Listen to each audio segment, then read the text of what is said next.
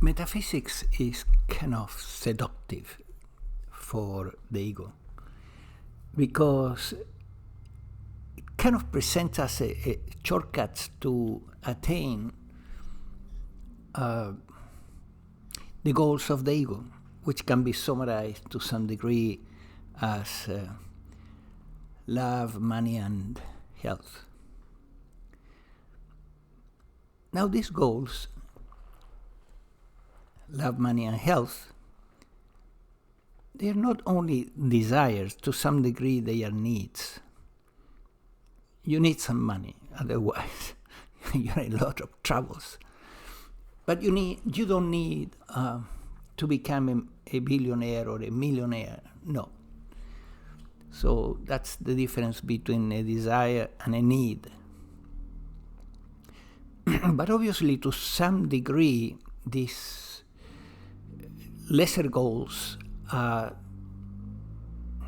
a need. So we all need to attend to these goals to some degree. But can these goals become a distraction? Yes, big time. They can become a serious distraction from the main goal of life, which is final liberation, enlightenment, finding out who or what you are truly, and then living from that truth. That's liberation. So they can become a big distraction, so much that most human beings in this planet, they are only pursuing these lesser goals: love, money, and health.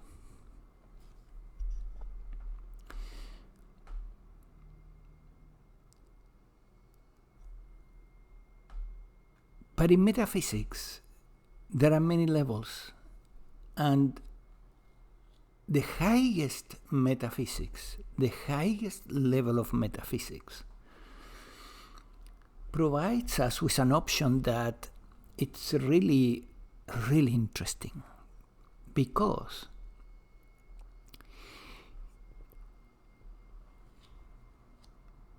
it provides us with an angle where we don't become distracted. There is attendance to these goals, yes, but they don't distract us anymore. And what is that metaphysics, that highest supreme metaphysics? Well, it's described in the scriptures of the world with different words, and in the Occident it is usually put as seek ye first the kingdom of God, and everything else will be added unto you.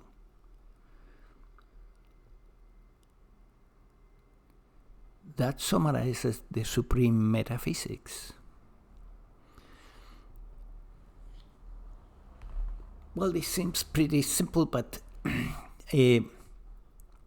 what does it mean, seek ye first the kingdom of God, so that we can put it in practical, concrete terms that we can use? It means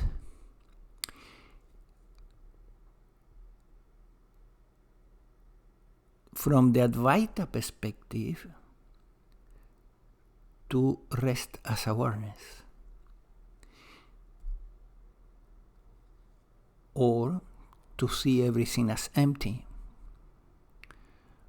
or to live from the truth, there is no one here, so that there is full embodiment. This is to seek the kingdom of God, is to seek these goals, to rest as awareness, hopefully all day long. That's the goal. But even before you reach that high level, you can rest as awareness, be in that presence for some time during the day.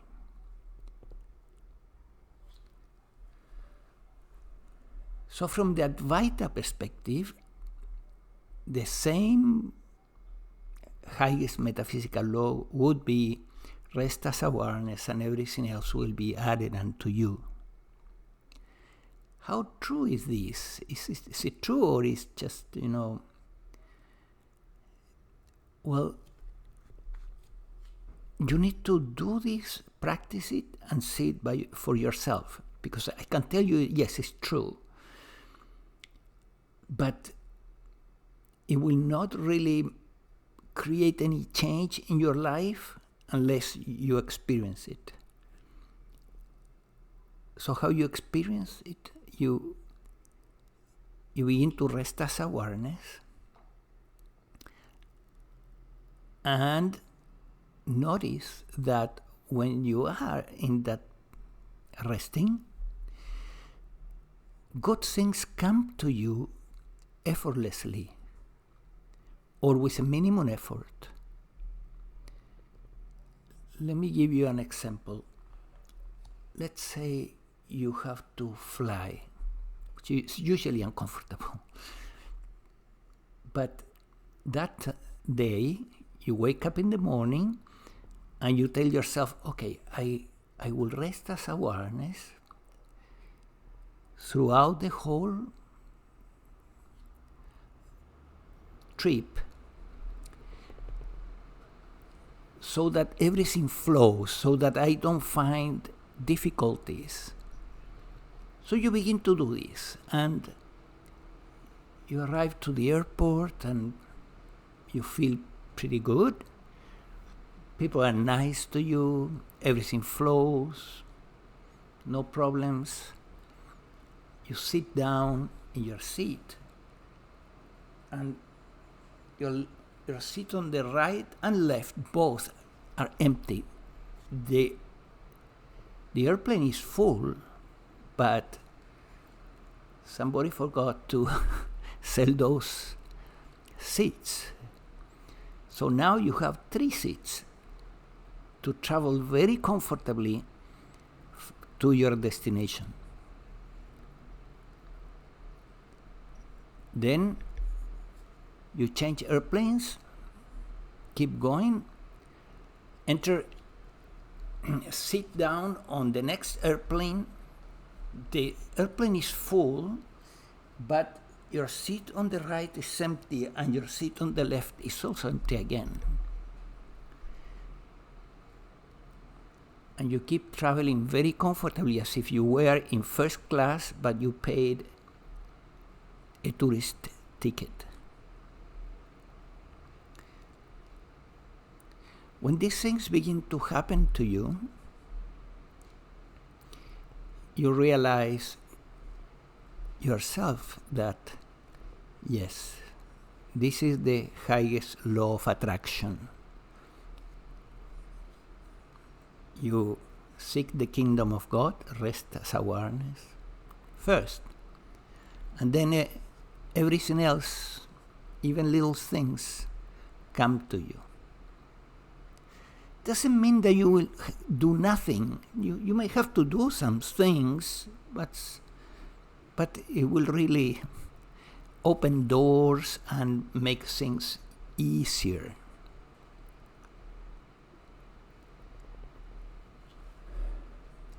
How valuable is this from a spiritual perspective, from the ultimate goal? Very valuable, because then you are not distracted. You know now how that your needs are satisfied just because you are serious about the ultimate goal. You're committed.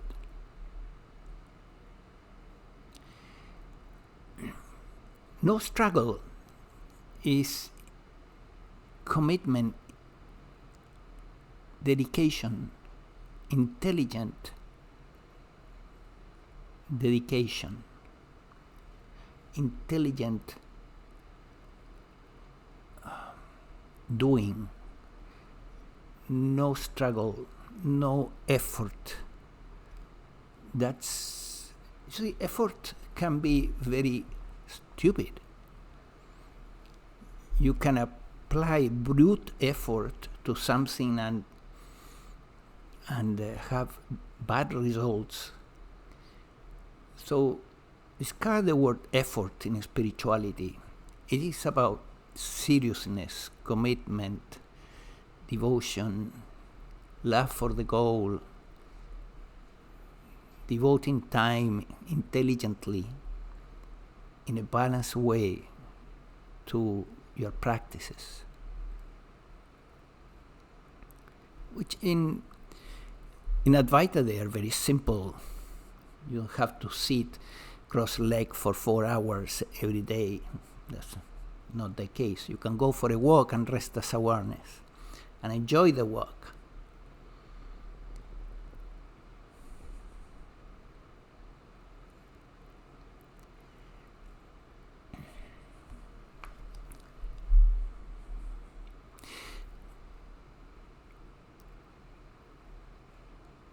So also consider as part of your way of communicating to the divine that you are serious about your enlightenment, which is not yours, but anyway, about enlightenment. One way to communicate this is to get coaching with a teacher on how to rest as awareness. Resting as awareness is an art. It's not something immediate, automatically, you follow the pointer and you're there. No. It takes time. It takes commitment. It takes seriousness. It takes even blessings to be able to establish yourself in that resting. It's not immediate. The pointer can lead you there instantaneously, yes, but to hold to that state in which your needs are coming to you easily, to hold that state is an art. It takes time.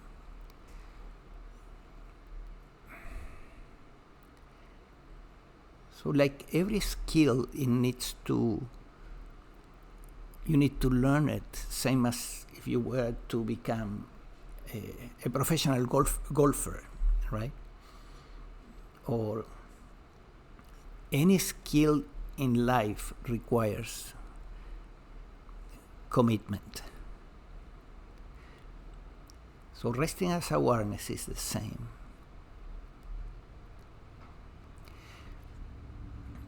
And having a coach, working with a teacher, is valuable for every skill, but for this one, I would say most especially.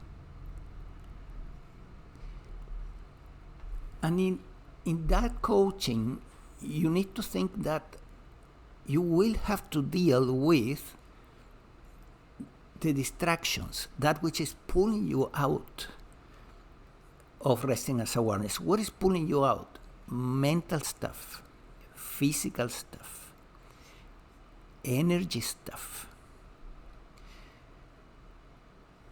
So these are levels in which you need to work with your coach to let go of physical and mental issues and even energy issues that are holding you back, that are pulling you out of that resting as awareness.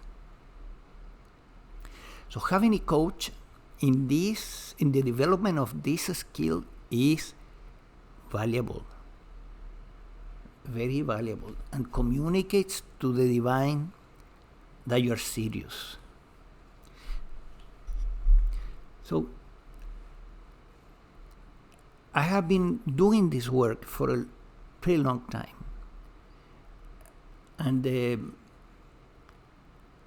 I was also for quite some time a student. I had a coach, a teacher, that I worked with him for about 3 years. Was it helpful? Yes, it was. It was helpful.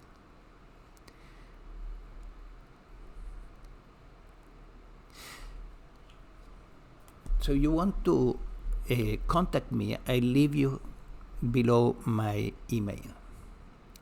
I also offer sessions that are on Saturday mornings. I do long sessions for awakening, which is a stepping stone towards liberation. The awakening is the first clear seeing that, hey, I'm not so and so. I never existed as so and so. I will never exist as so and so because it's a fantasy. It's imagination. That I is imagination. The real me, the true nature, the me with capital M here in this mind-body organism is awareness, is consciousness. So for that, I have a long session. It's called the Awakening Protocol, and it aims at helping the student to wake up to their true nature, see this for the first time. So if you're interested in that, you can also contact me.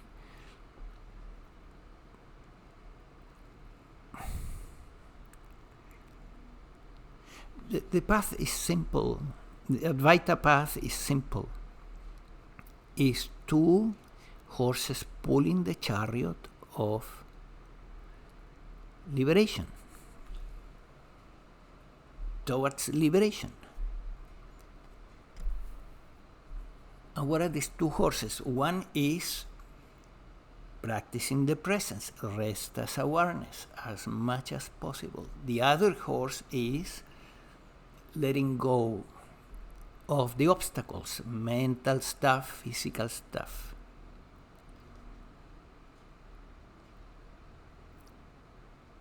That's the path of Advaita.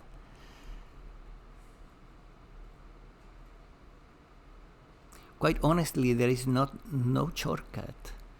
Yeah, you can. Some people, they just read a little sentence in a book and bang, they never return to the human nature. But that's very rare. It's 1 in a million, or in 10 millions, or in several billions. A Ramana Maharshi, perhaps. Those souls were ready for that experience. Most seekers have to do their work.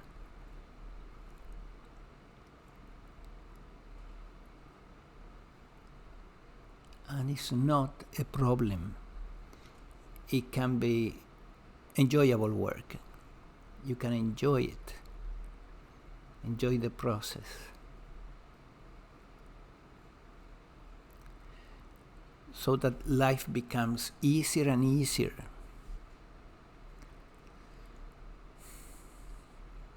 Take care.